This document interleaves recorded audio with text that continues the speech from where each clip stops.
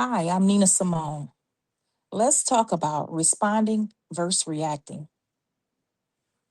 how to stay grounded, set boundaries, and protect your peace. If you love your adult child deeply but feel emotionally exhausted every time you interact with them, then this is for you.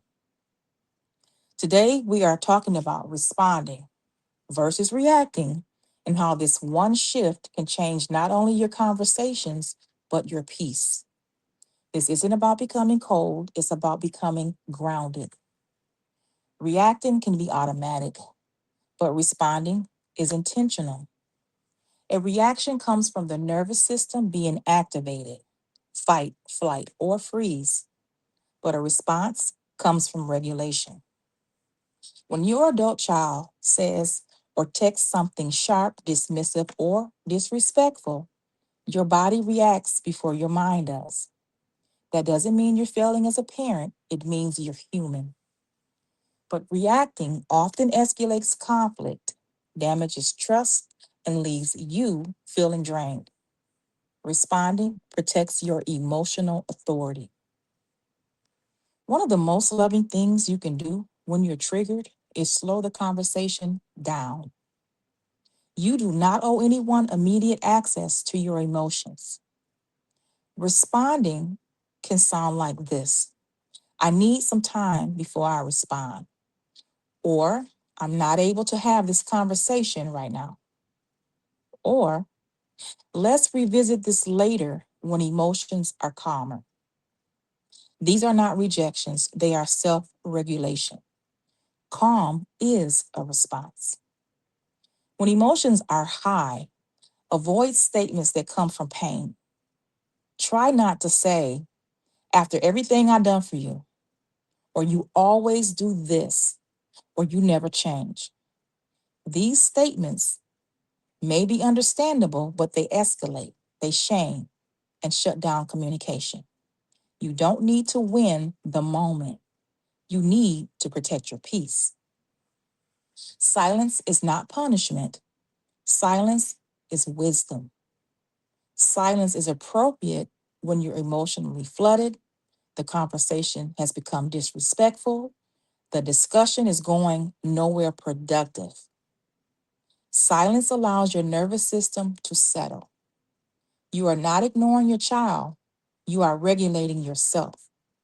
And you don't have to attend every emotional argument you're invited to. Silence is not the end, it's the reset. When you re engage, keep it simple. You don't need to rehash every detail. You can say something like, I'm ready to talk if we can keep this respectful. Or if I've had time to calm down, and here's what I can say clearly. Re engaging is not about fixing everything, it's about modeling emotional maturity.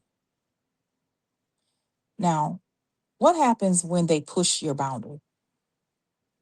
If your adult child pushes back against your boundary, that doesn't mean the boundary is wrong. It means the dynamic is changing. And this is where many parents over explain or soften the boundary, but instead repeat it calmly, only once. You can say something like, I'm not changing my decision, or I've already shared my boundary. Boundaries don't require agreement to be effective. Consistency, not emotion, holds the line. When you stop reacting, you may be accused of being cold or mean or unloving by your adult prodigal child. That doesn't mean you are. Boundaries often feel unloving to someone who has been benefiting from no boundaries. You don't need to argue with their perception. Love can be firm, love can be calm, and love can say no. Being peaceful doesn't make you distant, it makes you grounded. Scripture reminds us a gentle answer turns away wrath. Gentleness is not weakness, it's strength under control. Responding instead of reacting is a skill, and skills can be learned. Every time you pause, regulate, and choose peace, you reclaim emotional authority.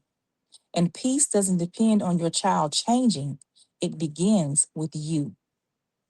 If you need help navigating conflict, boundaries, or emotional recovery after a blow up, I offer support specifically for parents in this season.